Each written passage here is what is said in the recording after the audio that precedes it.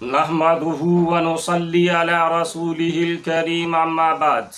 میرے پیارے بھائیوں اور بہنوں، السلام علیکم ورحمۃ اللہ وبرکاتہ۔ میرے رب نے اپنی عظیم کتاب میں فرمایا ہے، ان اللہ یأمر بالعدل والاحسان وایتاء ذی القربى وینہی عن الفحشاء والمنکر والبغی یعظکم لعلکم تذکرون۔ بے شک اللہ تعالی عدل و انصاف، بھلائی اور رشتہ داروں کو دینے دلانے کا حکم کرتا ہے، اور بے حیائی، نامعقول کام اور ظلم و زیادتی سے روکتا ہے، اور تم کو سمجھاتا ہے کہ تم یاد رکھو۔ یہ آیت خیر و شر، اخلاق حسنہ و سیئہ اور اسلامی معاشرے کی تعمیر و تشکیل کے مثبت و منفی بنیادی اصولوں کے لحاظ سے قرآن کریم کی جامع ترین آیات میں سے ہے۔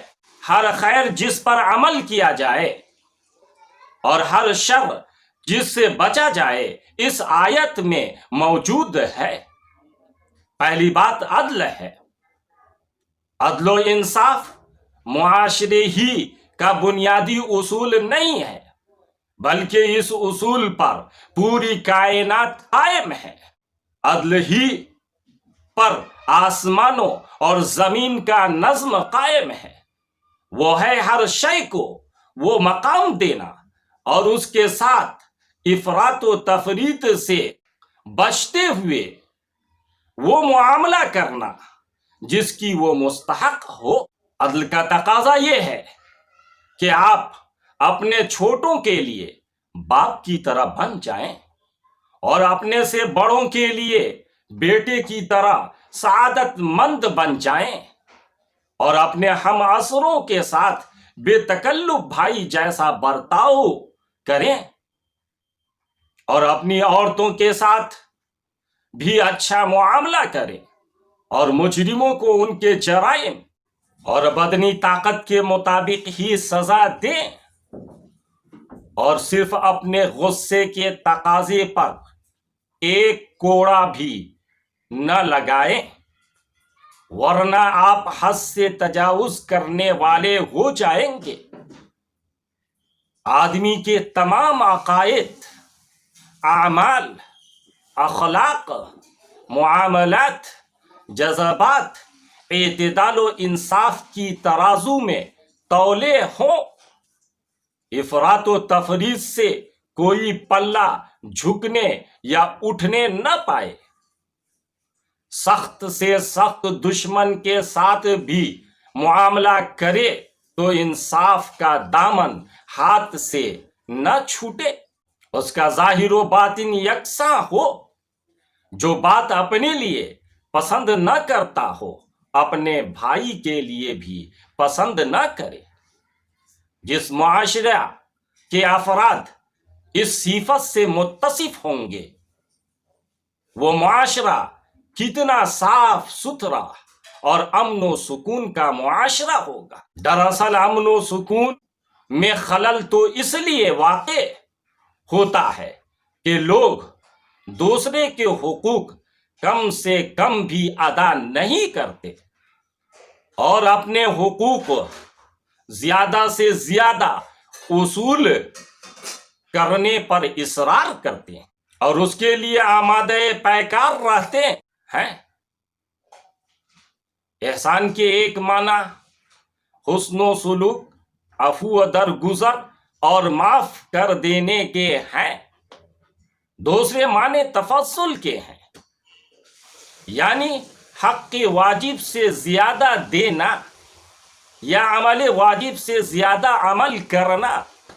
مثلا کسی کام کی مزدوری 100 روپے طے ہے، لیکن دینے وقت 10-20 روپے زیادہ دے دینا۔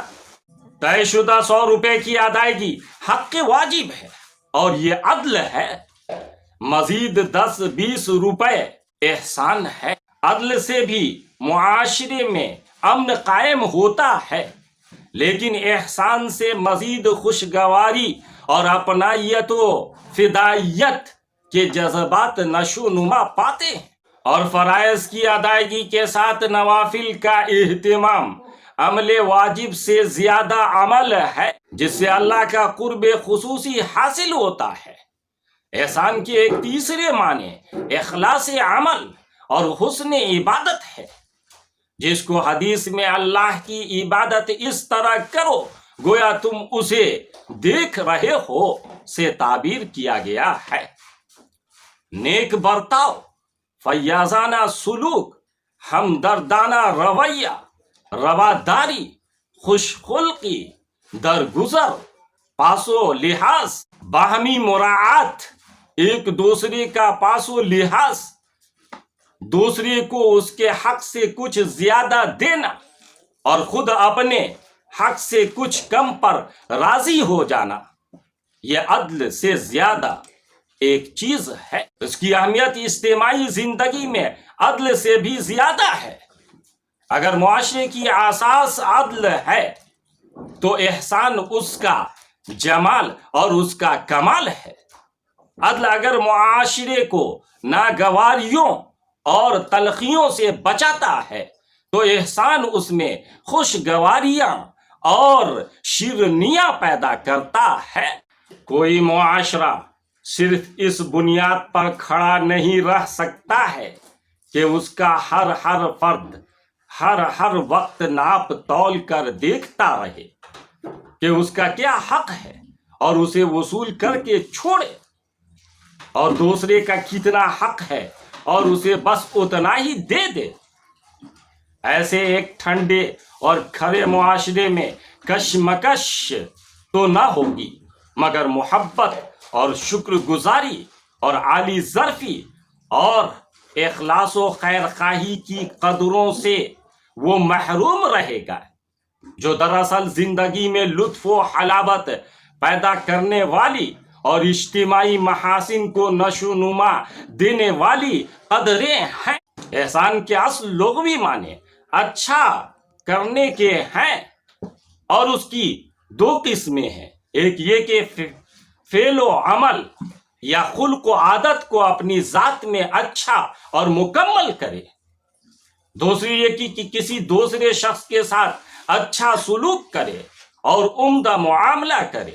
اللہ ہم سب کو اپنے دین پر عمل کی توفیق عطا فرمائے۔ وما علینا الا البلاغ۔